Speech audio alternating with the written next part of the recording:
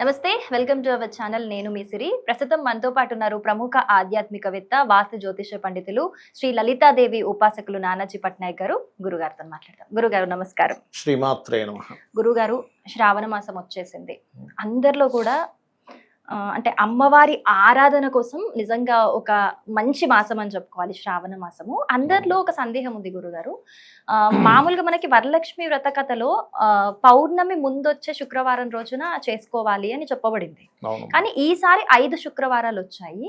28 పౌర్ణమి వచ్చింది, 21 చేసుకోవాలని కొంతమంది అంటున్నారు. లేదు, 28 పౌర్ణమి గడియలు ఉన్నప్పుడు చేసుకోవాలి అని కొంతమంది అంటున్నారు. అసలు వరలక్ష్మి వ్రతము ఏ రోజున చేసుకోవాలి ఒకటి, ఇంకొకటి కొంతమంది ఇప్పుడు 21 అనుకున్నా 28 అనుకున్నా కొన్ని కారణాల వల్ల ఆ రోజు వరలక్ష్మి వ్రతం ఏ రోజు చేసుకోవాలో ఆ రోజు చేసుకోలేకపోతుండొచ్చు వాళ్ళ కారణాల వల్ల. సో అలాంటి వాళ్ళు మళ్ళీ ఏ వారమైనా చేసుకోవచ్చు అంటారా, లేకపోతే వరలక్ష్మి వ్రతం అసలు చేసుకోలేని వాళ్ళు కూడా ఏమైనా పరిహారాలు చేసుకుంటే అంతే పుణ్యఫలం లభిస్తుంది, అమ్మవారి ఆశీర్వాదం లభిస్తుంది అంటారా? తప్పకుండా అమ్మ. ముఖ్యంగా శ్రావణ మాసంలోనే శ్రావణ శుక్రవారాలు ఎందుకు చేస్తారు అంటే శుక్రుడు యాక్టివ్ అయ్యేటువంటి మాసం అది. మన కర్మ దారిద్రము తొలగి శుక్రుడు యాక్టివ్ అవుతాడు. శుక్రుడు ఇస్ లిక్విడ్ క్యాష్ కారకం. శుక్రుడికి అధిష్టాన దేవత అమ్మవారు లలిత, మన లక్ష్మీదేవి అమ్మవారు అనమాట. అందుకని పర్టికులర్గా శ్రావణ పౌర్ణమికి ముందు, శ్రావణ పౌర్ణమి తర్వాత ఉండే శుక్రవారాలు పాటిస్తారు. ఇది అయితే ఇక్కడ ఏంటంటే ఆ మాసమే ఎందుకు అంటే శుక్రుడికి శనికి ఫ్రెండ్షిప్ ఉంటుంది. కోణస్థానం సర్వే త్రికోణ నేతారో గ్రహ శుభఫలప్రదాహ అనే సూత్రం ఉంటుంది. సో శని, శుక్రుడు, బుధుడు ముగ్గురు కూడా త్రికోణాల్లో ఉంటారు ఒకరికొకరు. అందుకని శ్రావణ మాసం ఎక్కువగా శుక్రుడికి సంబంధించిన శ్రావణ శుక్రవారాలు లక్ష్మీదేవి ఆరాధన చేస్తారు. అయితే మొత్తం గాలి ఉంది, ఎయిర్ ఉంది, కానీ ఫ్యాన్ పెట్టుకుంటే కాస్త ఎక్కువ వస్తుంది. అలాగే శ్రావణ మాసంలో అమ్మవారి అనుగ్రహం ఎక్కువగా ఉంటుంది. సింపుల్. మరి వేరే సమయంలో చేస్తే ఉండదా అంటే ఉంటుంది, ఉండదని నేను చెప్పను. ఎక్కువగా ఉంటుంది. ఆ సమయంలో ఎక్కువగా ఉంటుంది. చలికాలంలో చలి ఎక్కువగా ఉంటుంది, ఎండాకాలంలో ఎక్కువగా ఉంటుంది, వర్షాకాలం వర్షాలు ఎక్కువ ఎలా ఉంటాయో కాలాన్ని బట్టి ఎలాగో గ్రహస్థితిని బట్టి కూడా దాని ప్రభావం అనేటువంటిది ఉంటుంది. అయితే ఇక్కడ చాలామంది ఏంటంటే సరే ఎన్ని వారాలు చేయాలి, ఏ వస్త్రం కట్టుకోవాలి, ఏ నైవేద్యం పెట్టాలి, ఇలాంటివన్నీ అడుగుతుంటారు. అవి తప్పేం కాదు నా ఉద్దేశంలో. కానీ ఇక్కడ మీరు చూడండి, ఇప్పుడు మీరు ఉన్నారు, మీరు ఒక ఇంటికి గెస్ట్గా వెళ్ళారు, మీకు మంచి బిర్యానీ వండారు, మంచి మీరు మీకు ఇష్టమైన బిర్యానీ, వెజ్ కావచ్చు నాన్ వెజ్ కావచ్చు, బిర్యానీ, మంచి జ్యూసు, మంచి ఖీర్, టేబుల్, రూమ్ అంతా నీట్గా ఉంది, కానీ అక్కడ మీకు మర్యాద లేదు. అది మీరు స్వీకరిస్తారా? ఇంకెందుకు స్వీకరిస్తాం, వచ్చేస్తాం అక్కడి నుంచి. మర్యాద లేనప్పుడు ఎంత బిర్యానీ పెడితే ఎందుకు, ఎంత జ్యూస్ అయితే ఎందుకు, ఎన్ని వాళ్ళు బంగారం ఇచ్చినా అసలు మీకు ఎందుకు? అలాగే మీరు ఎంత చేసినా భక్తి భావన లేకపోతే అమ్మవారు ఆ పూజను స్వీకరించరు. భక్తి ఉండాలి, భావన ఉండాలి. భావన ఎప్పుడు వస్తుంది అంటే అక్కడ అమ్మవారు నిజంగానే అమ్మవారు ఉంది, అమ్మవారు వస్తుంది, అమ్మవారికి నేను పూజ చేస్తున్నా, అమ్మవారు స్వీకరిస్తుంది అన్నప్పుడు మాత్రమే ఆ భావన కలుగుతుంది. అలా కాకుండా ఏదో పటం పెట్టేసాం, ఏదో అందరూ చేస్తున్నాం, నేను చేస్తున్నాను, మా అమ్మ చేసింది, మా చెల్లి చేసింది, మా అక్క చేసింది, నేను చేస్తున్నాను, చేయకపోతే నాకు భక్తి లేదనుకుంటారేమో, నేను చెడ్డదాన్ని అనుకుంటారేమో అనే భావంతో చేయొద్దు. నమ్మి చేయాలి. అక్కడ అమ్మవారు వస్తుంది, అమ్మవారే మొత్తం నడిపిస్తుంది కాబట్టి చేస్తున్నాం. ఇప్పుడు తల్లి తండ్రిని ఎందుకు గౌరవిస్తాము? నా తల్లి నా తండ్రి అనే భావనతో, తను లేకపోతే నేను లేననే భావంతో చేస్తున్నాం. వాళ్ళు అనేవారు లేకపోతే నేను అనేది లేను కదా, వాళ్ళ వల్లే నేను ఉన్నాను కదా భూమి మీద ఈరోజు అనే భావనతో ఈ విశ్వాన్ని మొత్తం నడిపించే అమ్మవారికి నేను చేసుకుంటున్నా భక్తితో. అంతేగాని అందరూ చేస్తున్నారు కాబట్టి చేస్తున్నా అనే భావంతో చేస్తే కాదు. ఇంకొకటి, మీరు పూజ చేసేటప్పుడు మాత్రమే కాదు, అక్కడ మీరు పూజకి అమర్చుకునే విషయంలో కూడా భావన కనెక్ట్ అవ్వాలి. అంటే ఎలా అంటే ఇంట్లో 5గురు ఉన్నారు, అమ్మవారికి లడ్డూలు నైవేద్యంగా పెడదాం అనుకున్నారు, 5 రెళ్ళు 10 లడ్డూలు అనుకుని తీసుకుంటే అమ్మవారు స్వీకరించదు అంటా నేను.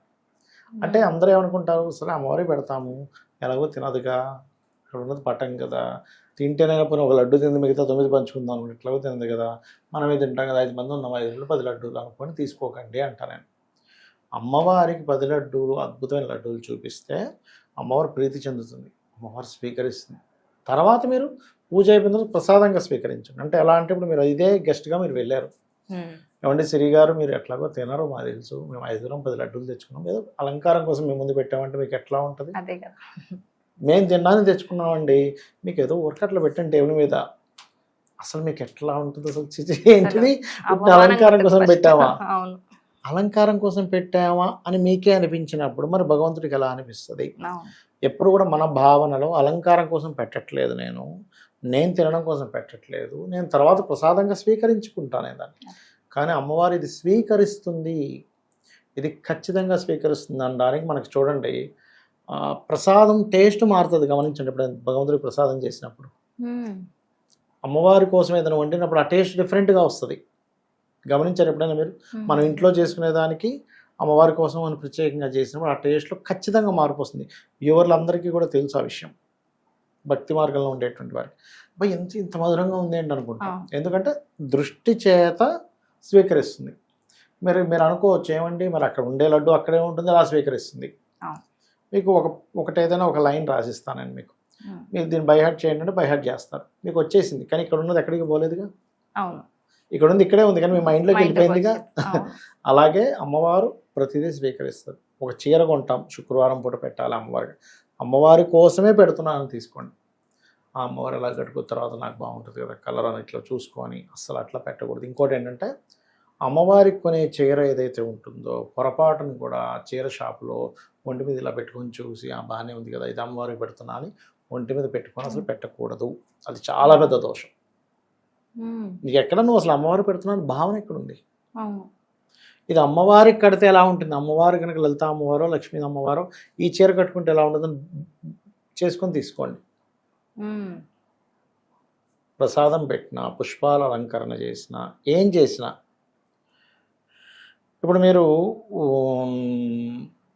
బ్రహ్మచర్యం పాటిస్తారు ఆ పూజ చేసే రోజు ఉమ్, ఎందుకు పాటిస్తున్నారు మీకోసం పాటిస్తున్నారు ఇంకోటి అమ్మవారికి ఇష్టమని పాటిస్తున్నారు బ్రహ్మచర్యంగా ఉంటే నేను చేస్తాను ఆ భావన కనెక్ట్ అవ్వాలి అమ్మవారు ఉందనే భావన కనెక్ట్ అవ్వకుండా ఎన్ని పూజలు చేసినా వేస్ట్ అంట శ్రావణ మాసం వచ్చినా మార్గశిర మాసం వచ్చినా మార్గశిర లక్షవారాలు చేస్తాము శ్రావణ శుక్రవారాలు చేస్తాము ఎన్ని చేసినా నేను అనేది ఏంటంటే మీకు ఆ భావన కనెక్ట్ అవ్వనంతసేపు అమ్మవారు అక్కడికి రాదు వచ్చినా మీ పూజ స్వీకరించదు అందుకే ఎన్ని పూజలు చేసినా ఫలితాలు ఉండవంట ఇక శ్రావణ శుక్రవారాల్లో కొన్ని ఆటంకాలు జరిగాయి అనుకుందాం ఇంతకు మీరు అన్నట్టుగా ఉమ్, మీకు భక్తి గనకుంది అయ్యో నేను చేసుకోలేకపోతున్నాను నాకు ఈ ఆటంకం కలిగిందని మీరు నిజంగా మనసులో బాధపడితే అది కూడా ఒక రకమైన పూజే ఉమ్, ఇప్పుడు ఇది ఎట్లా అంటే పూజ అంటే ఎంతసేపు మీరు కూర్చొని ఏదో స్తోత్రాలు చదువుతూ చేసేది కాదు మనసులో ఆ భావన చెందారు అయ్యో నేను చేసుకోలేకపోతున్నా అయ్యో నేను చేసుకోలేకపోతున్నా అది కూడా పూజే అలానే యాక్టింగ్ చేయడం కాదు అయ్యో నేను చేసుకోలేకపోతున్నా అనేసి